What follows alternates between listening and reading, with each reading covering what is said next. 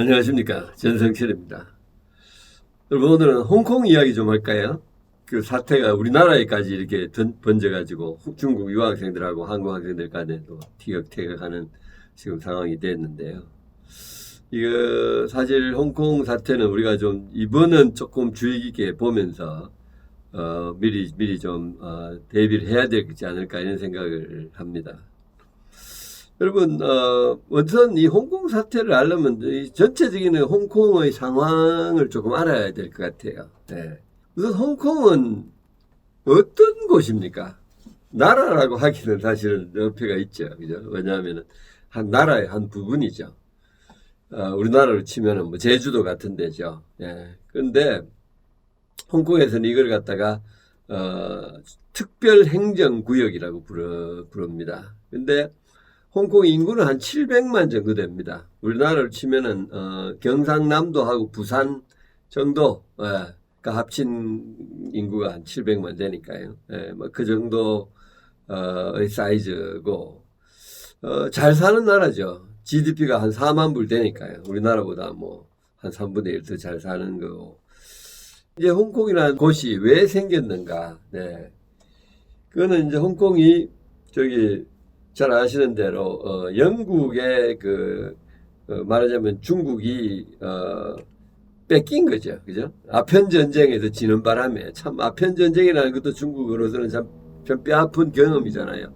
다른 나라가 와서 아편을 그냥 나라가 정말 홍수같이 쏟아지고 그래가 전쟁 벌어지는데 져 가지고 땅까지 뺏겼으니까요. 그게 이제 1842년이죠. 그때 이제 그래서 그 화해, 종전의 그 대가로, 정말 홍콩이라는 땅을 이제 영국에 바쳐서, 영국이 그건 한 150년 정도 통치를 했죠. 그죠?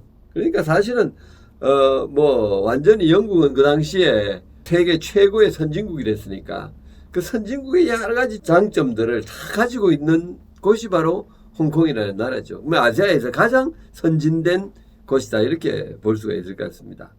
한마디로 말해서 홍콩은 민주주의가 확립된 나라랬죠. 뭐 지금도 어떤 면에서는 그렇습니다만 첫째로 삼권 분립이 완전히 돼 있는 나라예요. 입법, 행정, 사법 이렇게. 그리고 우리가 그 행정장관이라 그러는데 수상을 갖다가 홍콩의 국회가 불신임할 수도 있고 또 행정장관이 국회를 해산할 수도 있어요. 예.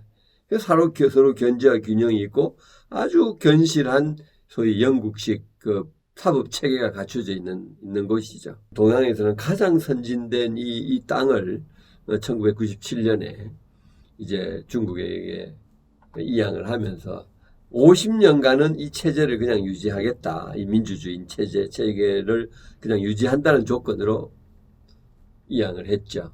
그래서 그 유지한다는 게 어떤 의미냐? 중국의 법이 홍콩에는 적용이 안 돼요. 완전히 다른 땅이에요. 예. 그리고 중국 사람들이 같은 중국 시민이지만 홍콩에 와서 마음대로 살 수가 없어요. 예. 그 특별한 그 소위 영주권 같은 걸 받아야 돼요. 그러니까 뭐 여행은 할 수 있겠지만 와서 살 수는 없어요. 직업을 얻는다든지. 그리고 홍콩 사람 중국 젊은이들은 중국 군대에 갈 필요가 없어요. 같은 국민끼리 이게 사실은 참 아주 묘한 거죠. 그 다음에 홍콩의 주민들이 내는 세금을 중국이 가져갈 수가 없어요. 중앙정부가, 북경정부가. 홍콩 자기들이 쓰도록 해야 되는 거예요. 그리고 사실상 공식적으로는 홍콩의 대외적인 그런 외교 관계는 중국이 하지만 공식적인 거는 홍콩도 자체의 어떻게 보면은 주권 국가 같은 그런 대표를 얼마든지 보내고 가입할 수가 있어요. 그런 기구에. 예를 들어서 WTO, 세계 무역기구 같은데, 또 아시아 태평양 경제협력 포럼 이런데, 또 올림픽에도 홍콩이 멤버가 되고 있는 거예요. 그렇다면 뭐 완전히 딴 나라 아니냐 이렇게 볼 수 있는데, 그러나 몇 가지 고리는 있죠. 첫째로 중국 군대가 주둔하고 있어요. 이건 사실 무시무시한 거죠. 그러나 중국 군대 중에는 한 명도 홍콩 출신은 없어요. 만일의 경우에, 최악의 경우에 어떤 경우에는 무력을 쓸 수 있게끔 하고, 이 중국이 주둔하는 중국 군대의 총대장은, 사령관은 누구냐 하면 중국 본토 저 북경에 있는 그 국가 주석이 지금 총대장, 군대 총사령관을 지금 하고 있죠. 상당히 상징적인 의미가 있지 않습니까? 그리고 중국 전국인민대회의 상무위원회가 홍콩 법원의 어떤 판결이나 이런 거에 대해서 그거를 재심하도록 명령할 수가 있는 그런 아주 또 하나의 그 권한을 갖고 있고요. 그 다음에 또 홍콩 헌법, 소위 기본법이라고 부르는데 여기에 대한 해석과 수정권은 중국 공산당이 최종적으로는 갖고 있다. 이런 이제 조항은 있지만 별로 행사하지는 않았어요. 그래가지고 이게 97년에 이제 저기 이양을 해가지고 잘 지냈어요, 사실은. 97년이니까 지금부터 한 22년 전이죠. 그죠? 예. 물론 뭐 티격태격은 있었죠. 왜냐하면 홍콩 사람들은 중국 사람들하고 전혀 다르니까. 예를 들어서 2003년에 홍콩판 국가보안법이라는 것을 한번 만들어 보려고 홍콩 정부가 시도를 했었어요. 소위 말해서 특히 외국 정치단체나 그런 또 중국에 대한 반역 행위를 그걸 해보자, 다스려보자, 이 법을 시도를 했다가 결국은 저항이 너무 심해가지고 이 사람은 영국식으로 생각하니까 이 주민들은 우리나라에 왜 그런 게 필요하냐 우리 여기에 그래가지고 결국은 철회를 했어요. 그다음에 2009년에 대만이 막 아주 그냥 세게 반중국 그걸 하니까 소위 반분열 국가법이라는 걸 만들려고 그랬었어요, 홍콩에서. 근데 중국이 좀 압력을 넣어가지고. 근데 이것도 많은 거를 해가지고 별로 성과를 못 거뒀고요. 그 다음에 2012년에 소위 애국 교육 필수 과목 지정 이라는 그런 그 정책이 나왔는데 그건 뭐냐면은 친중국적으로 이 어린애들한테 친중국적인 생각을 넣어주자 해서 교육 프로그램을 바꾸고 하는 이런 걸 시도를 해왔는데 그것도 반대가 심해가지고 결국은 철회를 했어요. 그러니까 홍콩 사람들은 이 철회시키는데 이제 익숙해 있는 거죠. 2014년에 홍콩 행정관 즉 수상을 출마할 수 있는 사람에 대한 자격을 중국 정부가 심사를 하겠다는 걸 시도를 했었는데 격렬한 반대가 있었죠. 100만 명이 그냥 그 시위를 하고 해가지고 결국 그것도 철회를 할 수밖에 없었어요. 그러니까 홍콩 사람들이 자신이 있은 거죠. 그러다가 이제 이번에 범죄 인도법을 범죄인 인도법, 홍콩 죄인을 갖다가 중국으로 송환할 수 있는 그 법을 이제 만들려고 하다가 이번에 이렇게 이제 큰 그게 이제 생겼죠. 정말 수백만 명이 데모를 하고 하는 게 생겼는데 그런데 중국이 이것도 철회를 했거든요. 그죠? 네, 홍콩 행정관이 수상이. 그런데 이번에는 이것이 끝나지가 않아요. 거의 지금까지 몇 번에 그거는 전부 다 그렇게 철회하면은 데모가 끝이 났는데 이번에는 철회가 했는데도 끝이 안 나는 이게 아주 심상치 않은 거예요.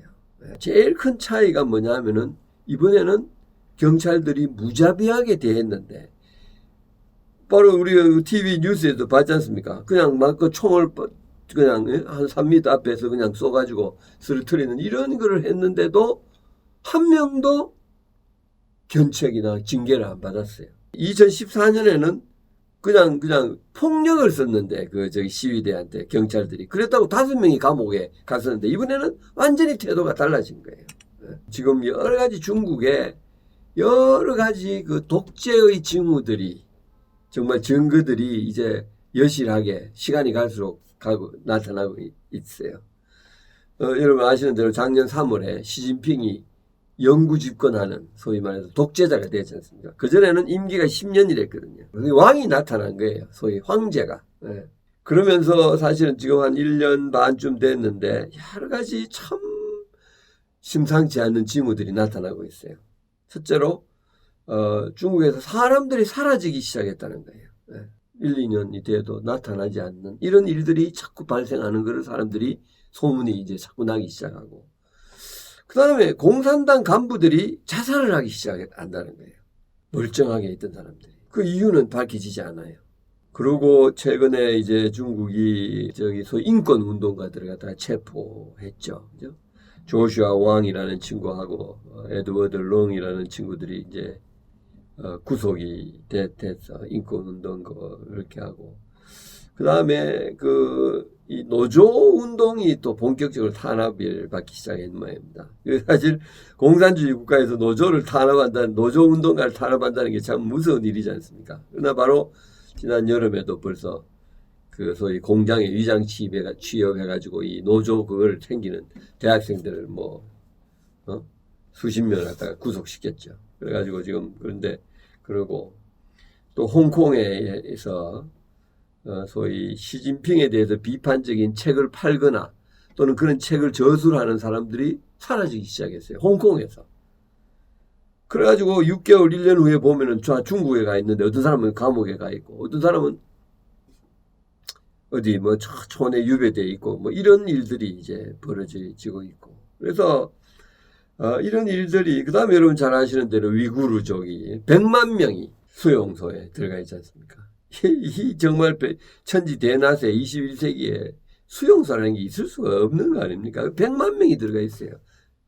소위 이슬람교를 믿는 사람들이. 참 이번에 이 사건을 갖다가 홍콩 사람들을 분노하게 한 사건이 에피소드가 최근에 있었습니다. 7월 달에 홍콩 경찰관인데 홍콩의 시위대에게 총을 발사해가지고 정말 부상을 입힌 친구인데 이 친구가 이 중국의 그 국경일에 경관 10명을 갖다가 초대해가지고 이제 이게 그 상을 주는데 이 친구가 거기 들어간 거예요. 그 외에는 이 친구가 아무 특색이 없는 경찰관인데 시위대에 총을 쏜 사람에게 그것이 상징하는 그 메시지가 굉장히 크지 않습니까? 근데 정말 홍콩 사람들이 신경질 나게 이 사람이 선 SNS 저기 웨이보 중국판 네이버죠. 웨이보에 이 친구 이 경찰관을 팔로우하는 친구가 100만 명이 넘는다고 합니다. 그러니까 지금 중국 사람들은 또 중국 사람들 나름대로 굉장히 홍콩에 대한 어떤 그런 적대적인 이질적인 감정을 지금 갖고 있다는 거죠. 그런데 중국이 지금 이렇게 나올 수 있는 것은 근본적으로 홍콩이 정말로 어떻게 잘못됐을 때 대안이 있느냐. 홍콩이 초토화가 됐을 때. 여러분 아시는 대로 홍콩은 제조업은 하나도 없다고 해도 과언이 아니거든요. 거의. 전부 서비스업이잖아요. 근데 서비스업은 이전하기가 쉽잖아요. 사람만 옮기면 되니까. 시설이 있느냐, 아파트하고 오피스야 얼마든지 있잖아요. 바로 옆에가 마카오잖아요. 그죠? 또 상해도 있고. 그러니까, 그런데 옮길 수 있다는 그런 어떤 자신감이 중국 사람에게 있는 게 아닌가. 그래서, 이런 것들이 중국이, 정말 세게 나올 수 있는 그런 어떤 근거인 것 같습니다. 그 증거가 있어요. 바로 며칠 전에 전국인민대회 법제공작위원회라는 게 아마 이런 제도와 이런 거를 다루는데 모양인데요. 이런 반란이나 이런 데 대한 그런 제도를 하는 건데 이 주임이 헌법과 기본법이라는 것은 홍콩의 헌법입니다. 따라서 중앙정부가 홍콩 특별행정관의 전면적인 통제권을 행사하는 제도를 더 완비해 나갈 것입니다.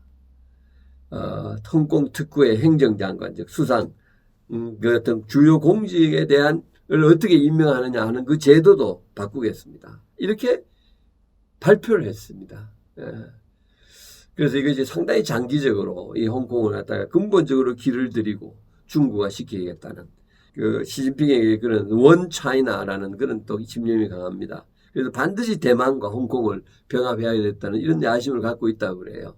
그래서 우리 기업들 이 홍콩 사태에 대해서는 최악의 상황을 지금부터 미리 좀 생각해서 소위 컨틴전시 플랜을 만들어 나가야 되지 않을까 그렇게 생각합니다. 감사합니다.